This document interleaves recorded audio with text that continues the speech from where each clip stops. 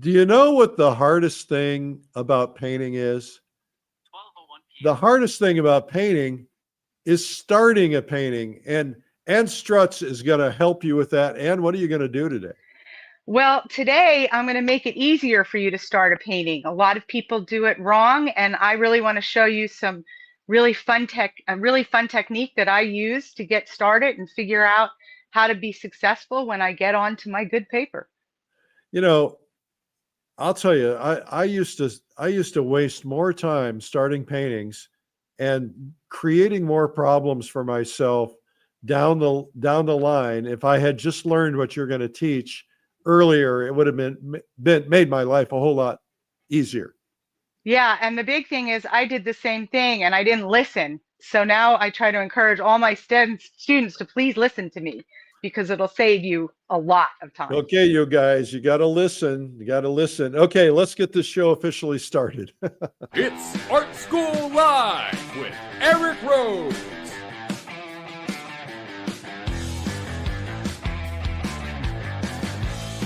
Now, here's your host, Eric Rhoads. Well, welcome to the show 9227. Well, not really, but it seems like it. We've been here every day since COVID began. Thousands of shows. I have no idea how many, but anyway, today we've got a good one for you on starting paintings, and you're going to love her work. Let's look at some of Anne's work right now because it's spectacular. Yummy, yummy, yummy. I like that. It's that's really good. Wow, she is good.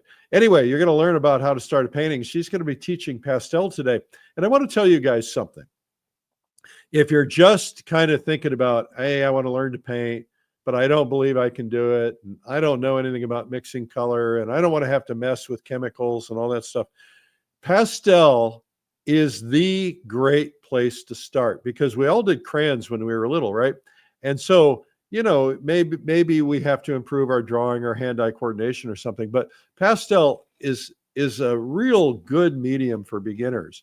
And it can get to a level of very high sophistication, but it's really, if you're a beginner and you're thinking you might want to learn to paint, this would be a good one for you to stick with today because it's going to help you learn to paint. And Anne Strutz is going to be able to do that for you.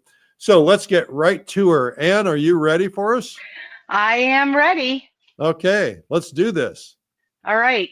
So I think we're starting with the image of my painting. Can we pop that up? The image that I'm going to paint from. Yep, we're on. So Yep. Today I wanted to show you about how to start a painting. And often we can paint plein air, or we're painting in our studio from references or sketches from plein air.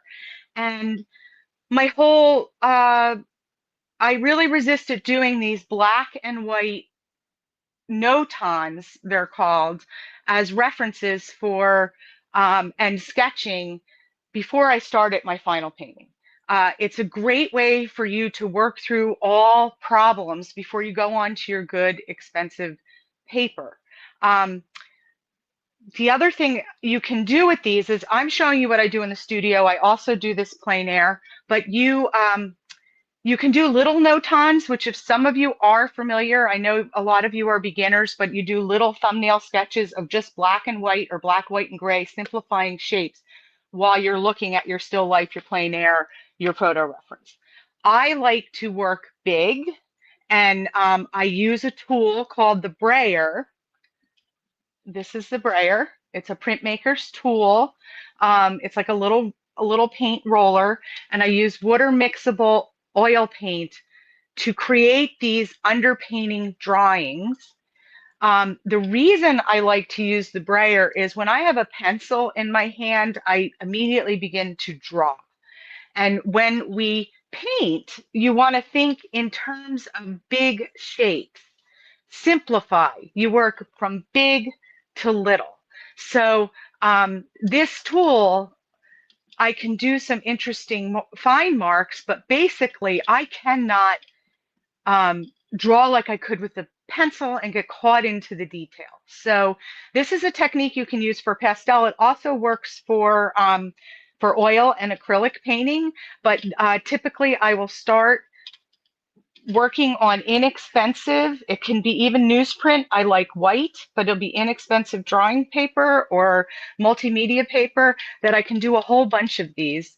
It frees me up and I get this loose, sketchy feel, and I work through all of my problems, like my composition. In this photograph, my reference photo, I can get multiple images to paint from one resource by changing the format. So here I have 3 formats shown. This is kind of an elongated vertical format, elongated horizontal, and kind of your typical kind of picture 9 by 12-ish rectangle landscape. So simplifying mass shapes, working the composition, combining and connecting your blacks, your darks, and your lights so that you have continuity and it becomes a roadmap for you to put your color on top of. If you can learn to do this, and if you can take the time, you will save yourself so much aggravation and having to rework and waste your time and some of your good papers. So let's get started with me showing you how we do this. So first, the brayer tool is, I have water mixable oil paint on this. I spread it. I can't show it just because it's hard with the surfaces, but basically I have a butcher's palette and I spread the ink and I load the brayer smoothly, and you just roll it across and the paint comes on. You don't want big globs. You just want a nice smooth surface. And I'm going to show you how I can create, you can create many different textures. If you use the edge, you can create line. And it also is a wonderful way to add underneath your pastel painting some different mark making. I almost feel like you're cheating. Like, look at how easy, if I want to do grasses, I'm just going to reload my brayer again. And, I have the bottom and I have a foreground and I go back and forth. You can do so many things. And then you put the pastel on top of it. You can decide, do you want to cover it completely or not? I paint a lot of fish too. Today I'm doing a landscape, but it's like a favorite tool of mine for doing many different subject matters. People, you can pretty much do, and you can see where once you get a handle with it, how wonderful it can be. So what I'll do for the reference today that we're working from, which is a landscape of I believe the Carolina shores, I'm gonna do 2 sketches, and I'll show you how I make them. And then I'll choose which one I want to use as my primary format for when I go onto some sanded paper. So often I start just with a horizon line, and then I can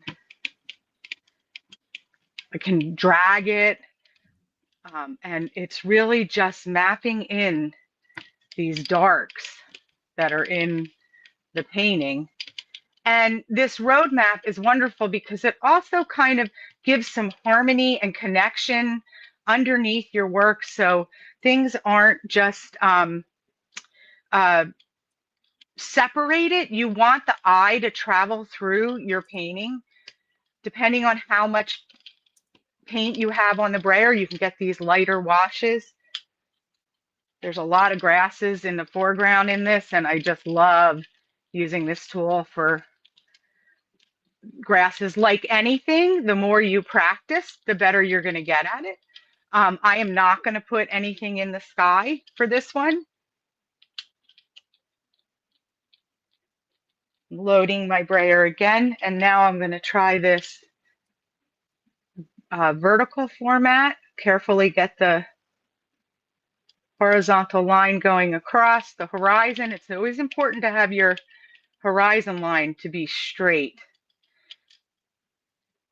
So I'm kind of working through, making sure I'm not your eye a lot of times will instantly go to the middle and put the horizon, divide the paper directly in half. I always try to avoid that. And it's just it gives lots of energy, and sometimes I will work these and I will end up not adding any paint on top because I just enjoy what this actual painting looks like as a black and white painting. However, adding pastel, that luscious pastel. Another thing I like about this technique is the pastel comes in many shapes and different shapes and sticks. And I feel like I can emulate the how I handle a pastel with this sprayer. I'm going to bring this across because I wanted to raise that up a little. And I'm just going to show you on this how easy. Oh, first let me show you. You can also use color. So I just put a color on here. There are a lot of kind of rosy tones in this painting. Beautiful, glowing color. Maybe I'll put a little of the, because then I can take it and put pastel on top. So you can use multiple colors. If I were, so you know, to get globs of paint for some reason, I can work pretty quickly on top of this. You use water mixable oil paint because it cleans off the brayer very easily. It works on certain papers without getting as big an oil ring around it. And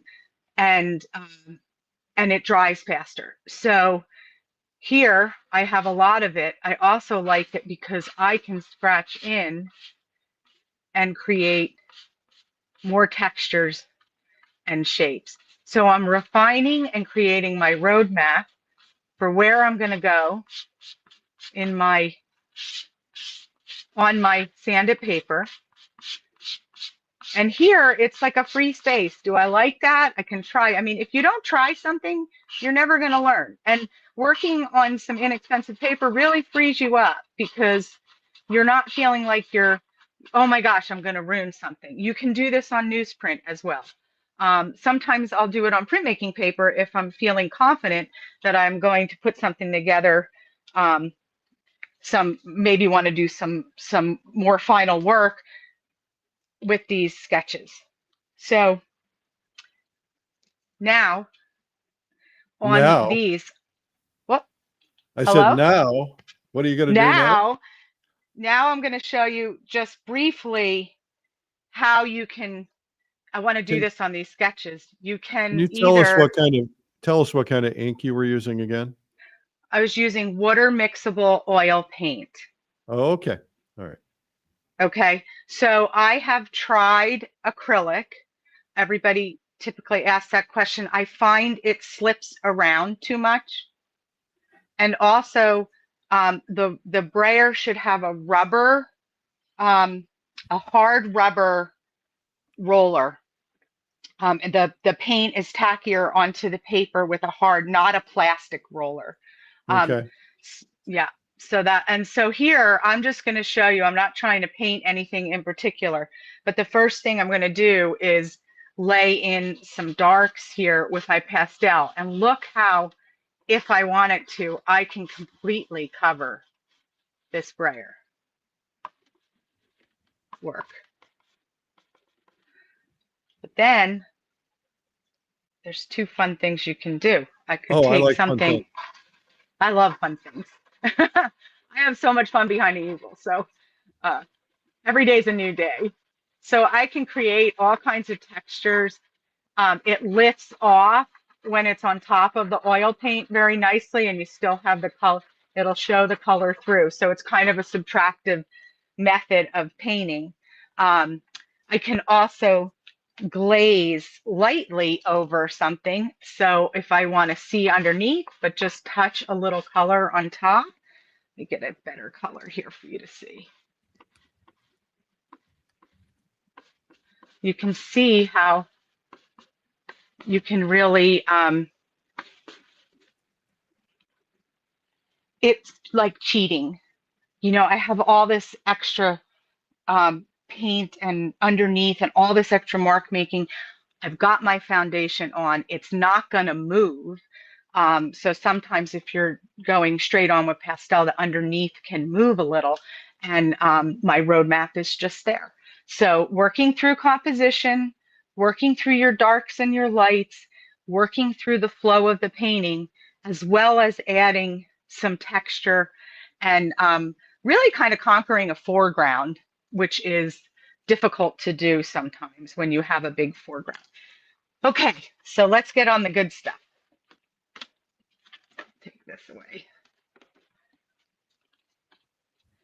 Okay, so what I have here is I prepped a piece of sanded paper with alcohol, rubbing alcohol.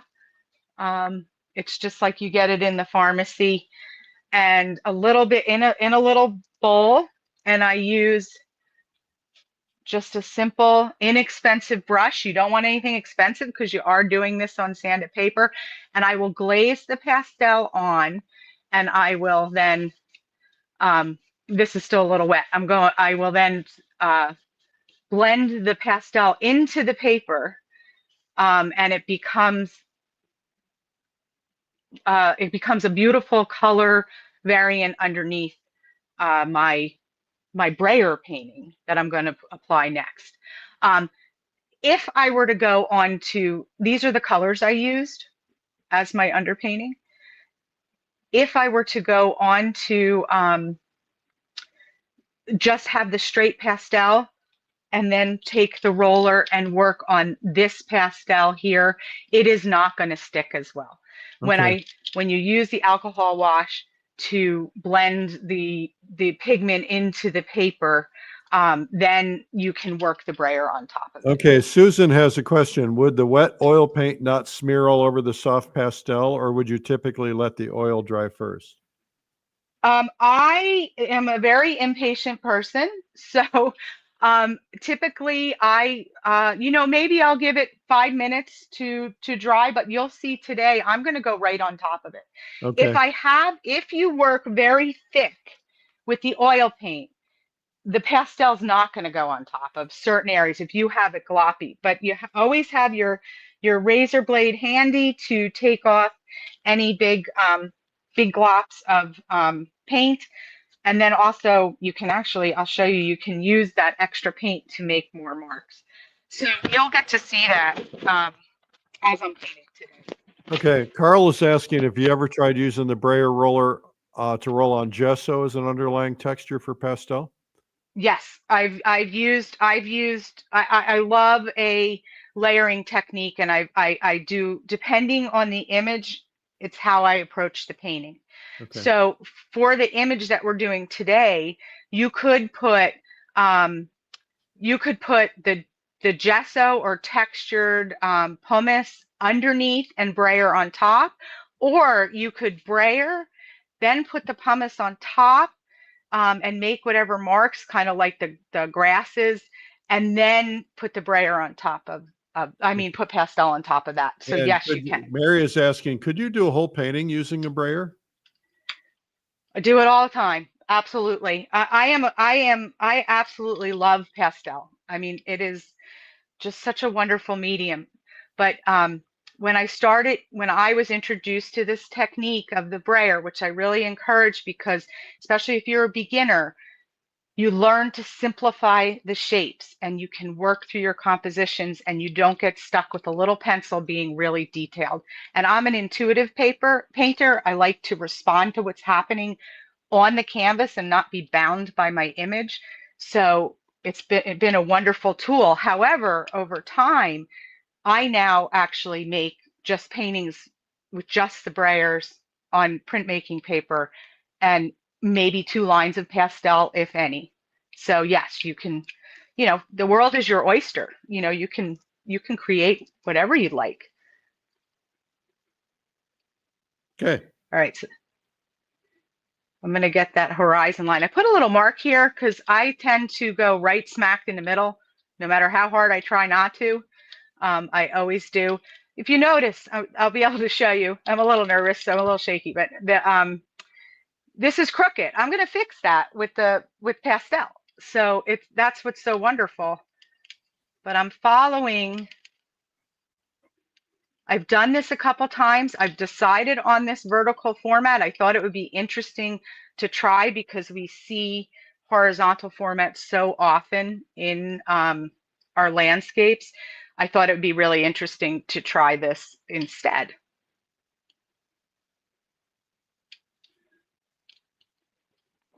A lot of times, if you like to work really large, which I do, I will work very, very large doing this. This is pretty small. You know, like you could easily do a 20 by 30 or 18 by 24 painting. And look how quick these are. I mean, and I can't get in the detail. So I'm blocking in these simple shapes. I've practiced it. I've done my studies before on some inexpensive paper. So I kind of know what I'm doing. I've already worked through my composition. I have these cool drips here. We'll see if I can preserve some of them or whether they'll all get covered up. I'm pressing very, very lightly with this right now. And like I said, I love to do the grasses. You can see how it is not picking up the pastel. The pastel is staying. Yep. I'm going to show you one little thing. Hopefully it doesn't mess my painting up, but I did want to show you, which I discovered. I encourage everyone to experiment always, because you learn such fun things. So if I work over wet, then it does pull up some of the pastel, but look, it gives you a whole another texture. I mean, it's just such a great way to, for lack of better words, kind of cheat, you know, instead of having to put every single one of these things on with a very fine line.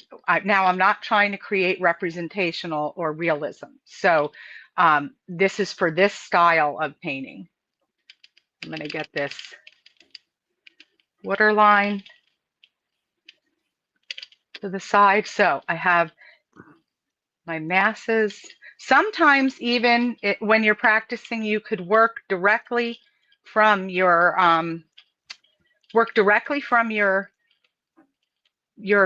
sketch and just put your photograph away. Well, I guess if you're painting plein air, you can do your sketch and then you pull them out when you want some type of color reference to work from.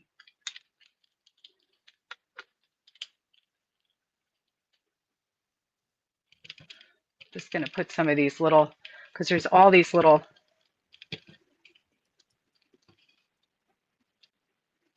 brush marks in here. Hey, Anne. Yeah. So people are asking to see the reference photo, and I know you're trying not to show it. You okay if we show it? Absolutely. Okay. You could show the cropped version even, so you can see what I've done. All right, we got them both up there. Yeah, so what happens when you're creating a painting, you want to get your masses, your darks and your lights and your flow. And then you need to understand that you're not going to hang your reference and your painting next to one another on a wall.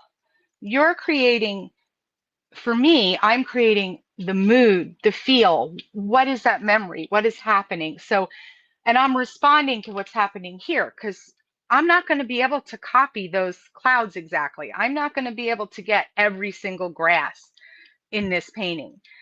So it's really important to allow yourself that freedom to depart from your reference.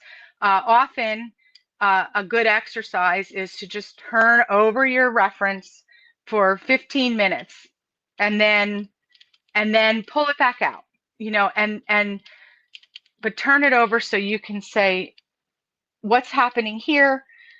what do I want to do? What does this need? And then you work on it, and then flip the reference back up, and then you could say, oh, well, first of all, I know I have to correct that line there.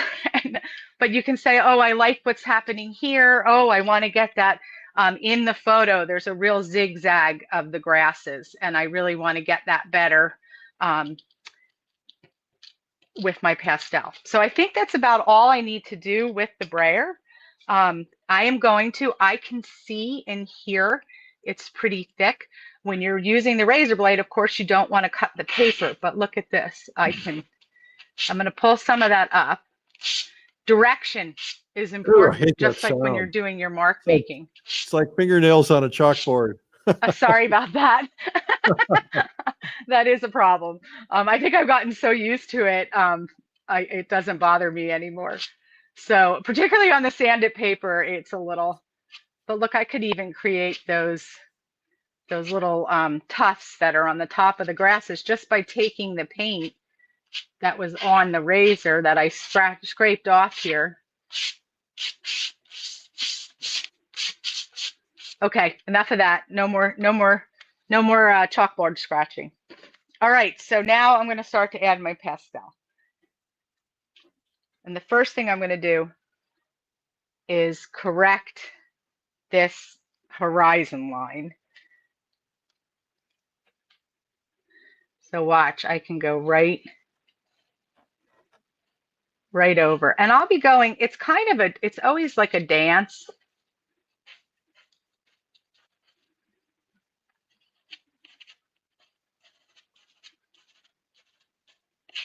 I'm actually going to go right down into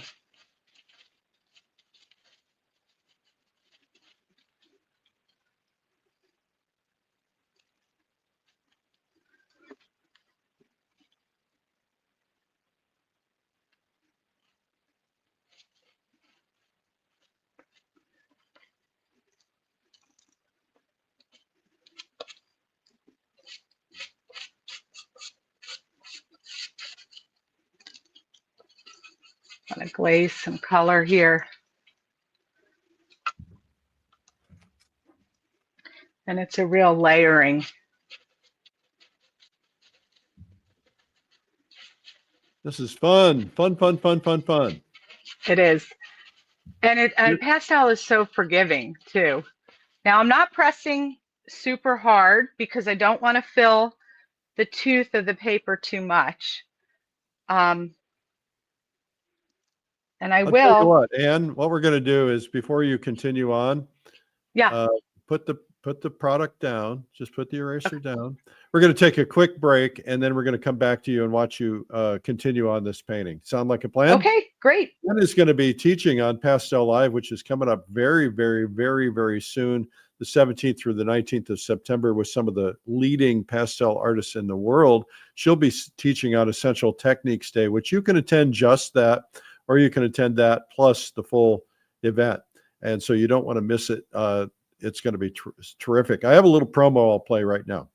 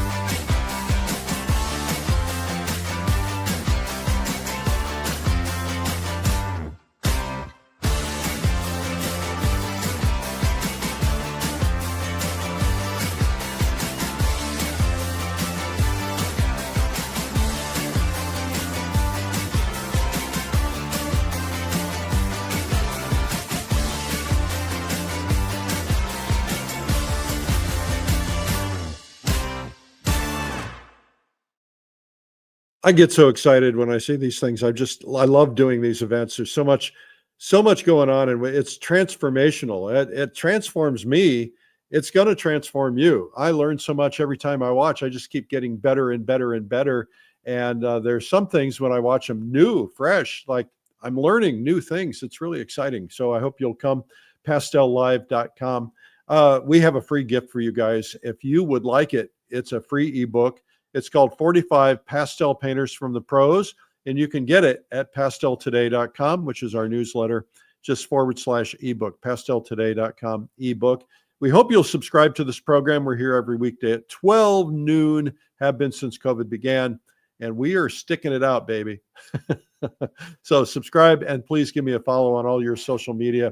And make sure you share this and tell other people about it, because we want the world to learn to paint. We believe anybody can learn to paint, and that means you. All right, now we're going to get back to Anne.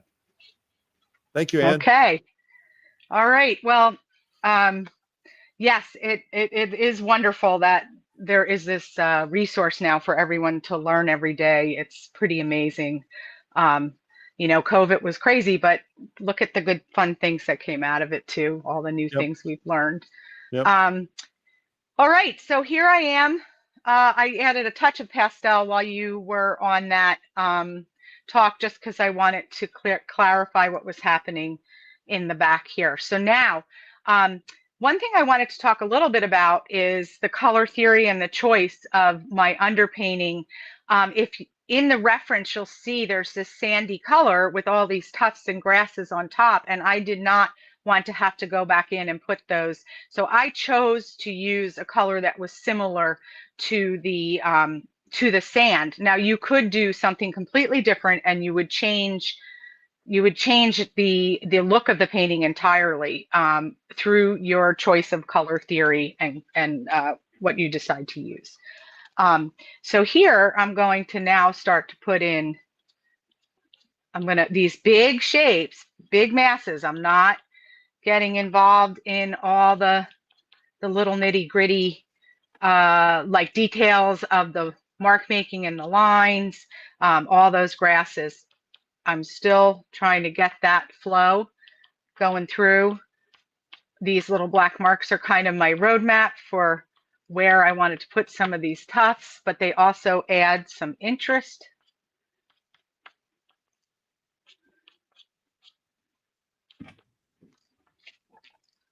So that was a dark green. I'm going to add some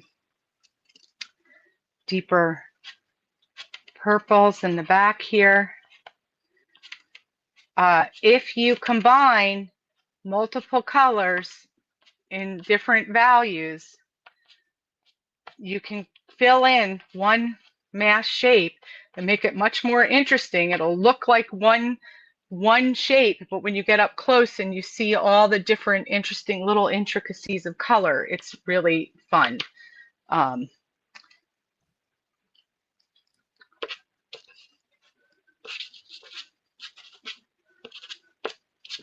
trying to bring the eye through the painting.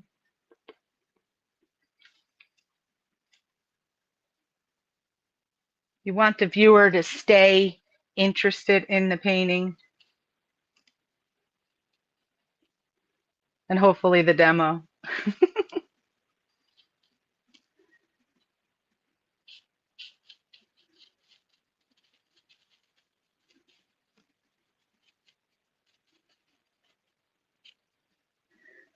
Typically with pastel, you work from dark to light. I will go back and forth some, but you have to be careful about getting too muddy.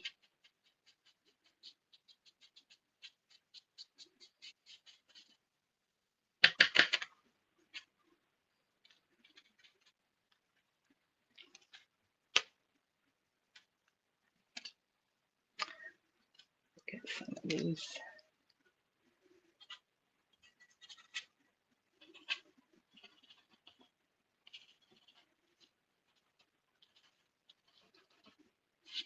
I'm trying to get the essence of what's going on in this guy.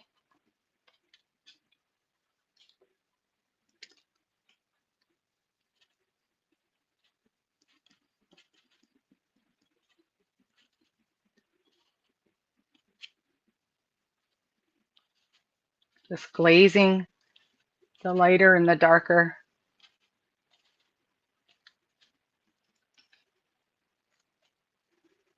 Sometimes I have to wipe this.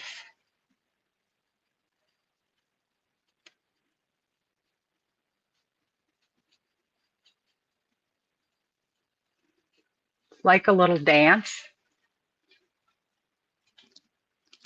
I like a little dance. I like a little dance. I like when I work big, I think I sometimes, my kids and my family will be like, do you know you're dancing behind the easel? Like, aren't you embarrassed? Like, that's why I don't do it in public. But it's fun. I mean, you want to get your whole body into it, right? You know, it's like, I got this in, now I want to get some of these in, right? I need to pull a little of that color down here, and it'll quickly start to come together. I start adding some of these grasses. I love how in this, the grasses go up above the horizon line.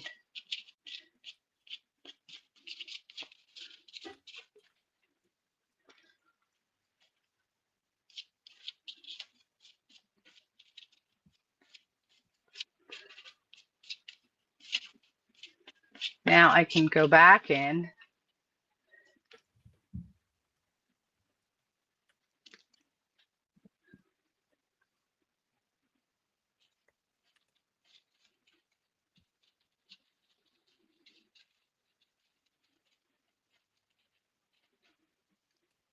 Doing the dance. I sometimes have to remember to look at my reference.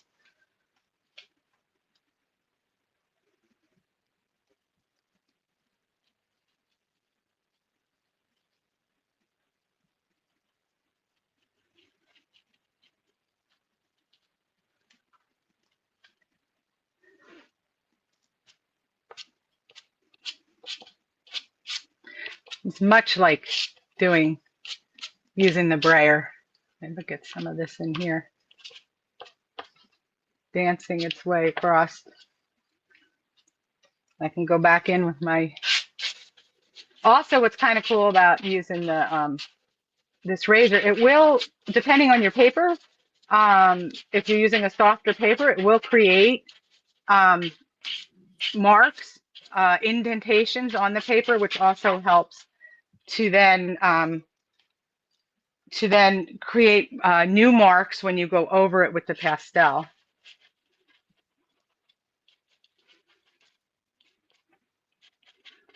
It's a dance back and forth.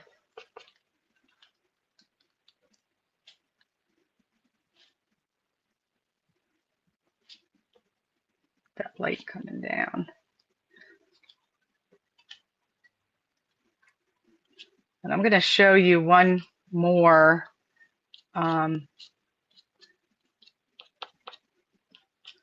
brayer, because we were talking about that.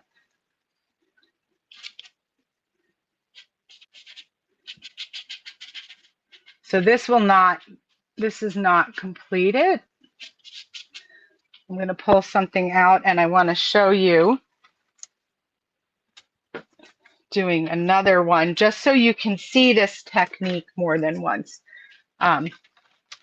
But for your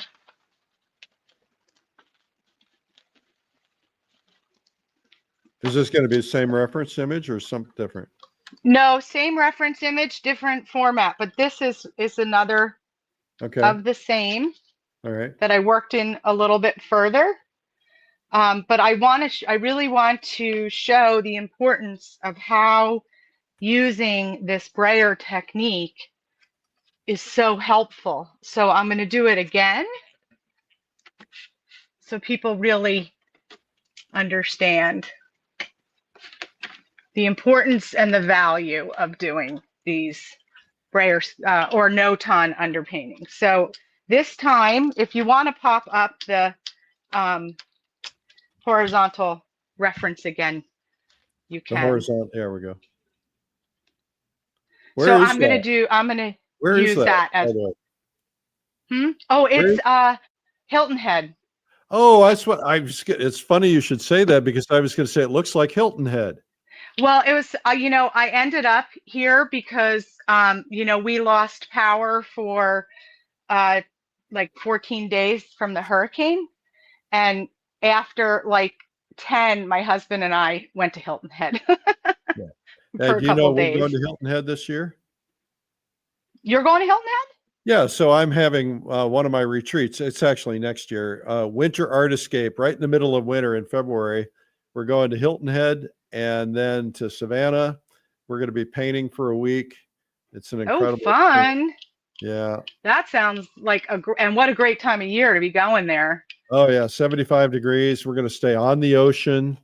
It's going It's to a be great. gorgeous place to paint.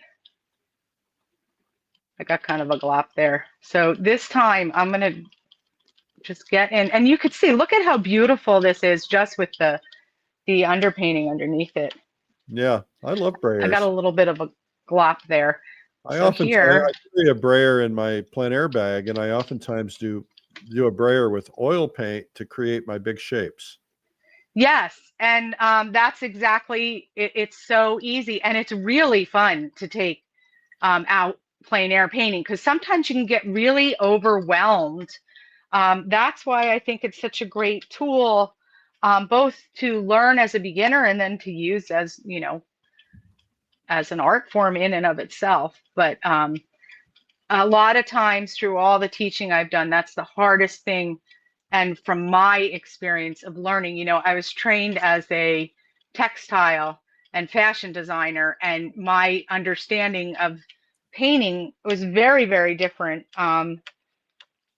It was flat, number one.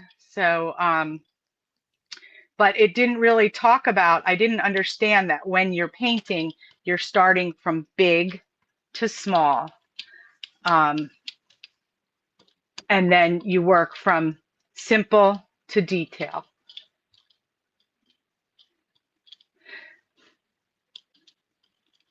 So here again, I have I'm going to show you something too, which was, we like mistakes. So here, for some reason today, I'm having trouble with my little horizon lines. I probably should just avoid them altogether.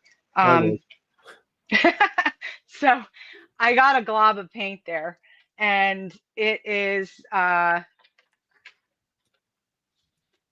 it's going to give a little bit of a bleed of the oil, but the pastel does go over that. So see, I'm going to pick that up again. So look at this. So this is pastel underneath. You can use watercolor, you can use gouache. For this one, I'm going to add very little pastel to it. I'm going to flip my image off. I don't want to look at it anymore.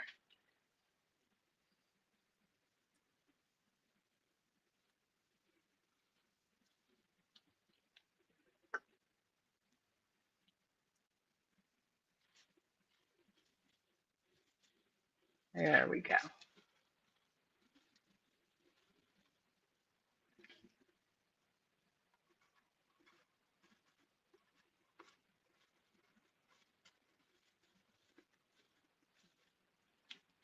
Got to step back when you're painting too.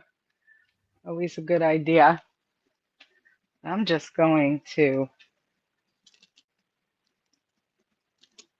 add some of that really pretty, these pretty.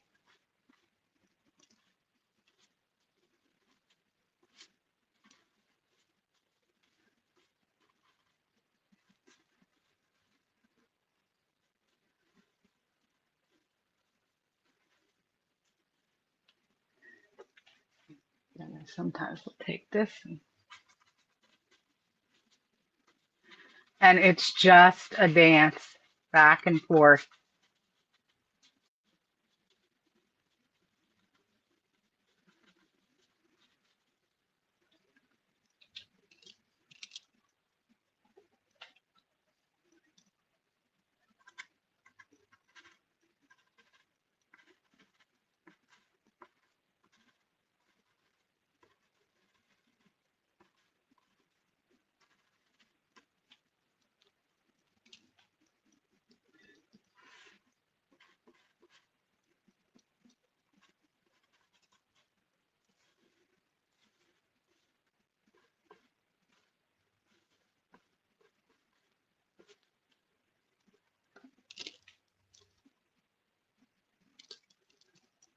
see, where is my, kind of liking this in here.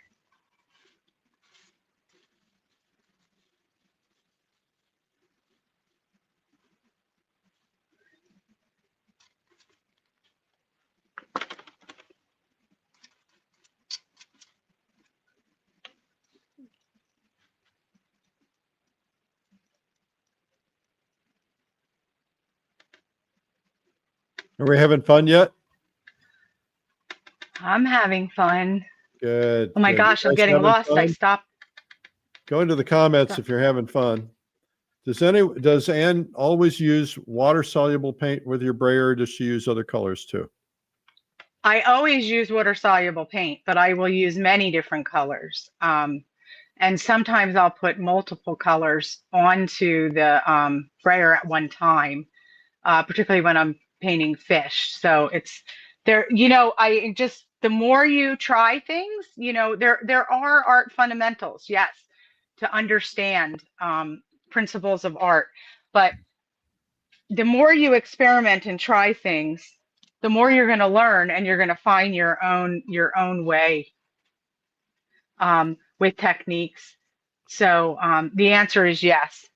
Okay. And as soon as somebody tells me I can't do something, You're gonna typically I'm trying it. Yeah, me too. Hello, Cotswolds, United Kingdom. Hello, Ooh. Italy. Hello, Netherlands. Hello, Norway. Oh, fun. Oh, how fun. That is fun. Yeah. Small world. Hello, South Africa. Kenya. Wow. I'm putting some of those grasses in. The grasses sometimes I'll use, you know, the shape of your pastel is, you know, it's really, if you can have a variety of types of shapes of pastels, it's really nice. I'm very fortunate. It does become a little bit of a shopping habit.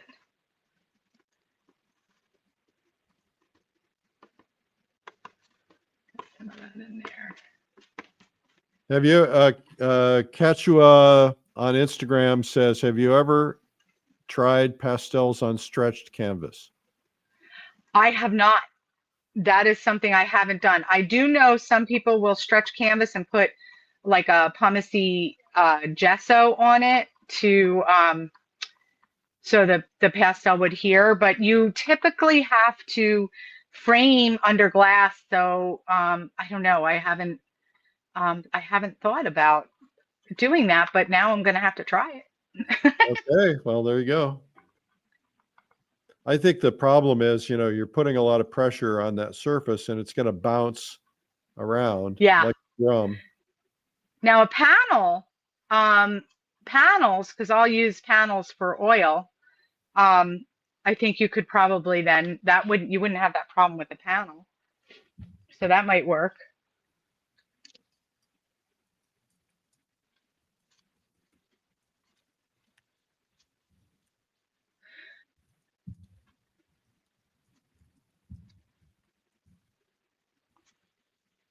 Well, a good way to fill a space is to put your signature in it.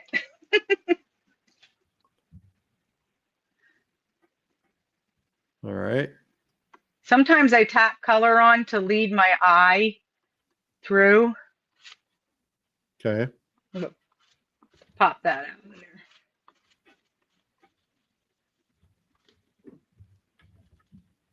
I sometimes do that hiding it in my painting. Here. You guys are digging this. Make sure to say something in the chat. If you're learning something, make sure to say something in the chat, and make sure to give us a follow and subscribe if you would. That would be really terrific. Hello, Nairobi, Kenya. We've been getting a lot of people in that part of the world lately. Oh, that's interesting. Phil Joms. Hello, Phil. Welcome. Tell your friends about us. Yeah, it's so wonderful. Does the 𝗏𝗏𝗁𝗄𝗃 is asking, does the brayer work on sanded paper too? That's what I'm working on right now. Oh, okay. Yep, I'm working on sanded paper, and you know, typically I have to build these out, but I love sanded sanded paper, and the brayer is very, very friendly, and it is, I have checked to see if it's okay to have, you're not using a lot of oil paint, you're using a very little amount.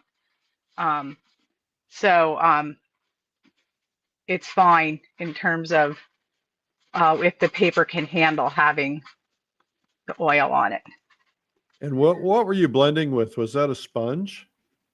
Right now, this? No, okay. Oh yeah, this is a sponge. Yeah, okay. Yep. They come in different shapes and sizes. You could use Q-tips too. I've used Q-tips to do this. This will pick up more of the color. Sometimes and I don't always for the sake of time, I'm using this. Sometimes I really like to blend the color just by layering and layering and layering the pastel. Okay. How many layers of pastel can you add on regular paper? Oh, okay. So I once had an exercise where my mentor had me do, I think I did 7 layers on newsprint, because I was like, there's no way you can do that. There's no way you can put 7 layers on newsprint. And she was trying to teach me to have a lighter touch. So sometimes some people are more heavy-handed than others. So I think a lot of it depends on how thickly you're applying the pastel, how hard you're pressing down to fill the tooth. So I think that it depends, but you can put quite a few when you're glazing. And then also sanded papers come in different tooths. So some tooths will hold more than others.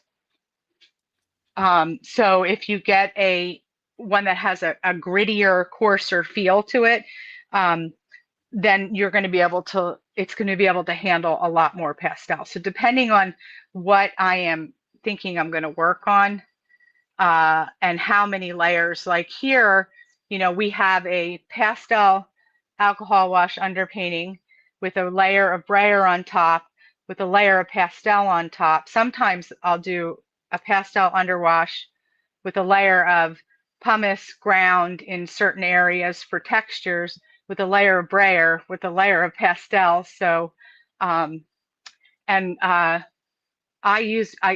to use, is it 240 or 400 grit?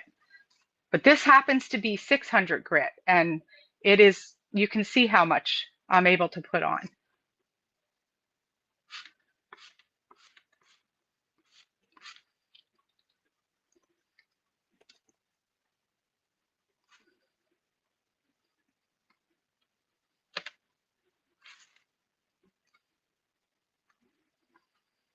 Just touching, touch, touch.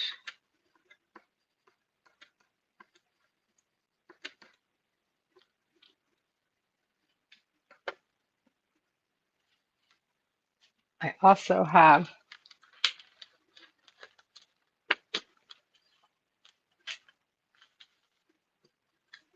this one so you can see.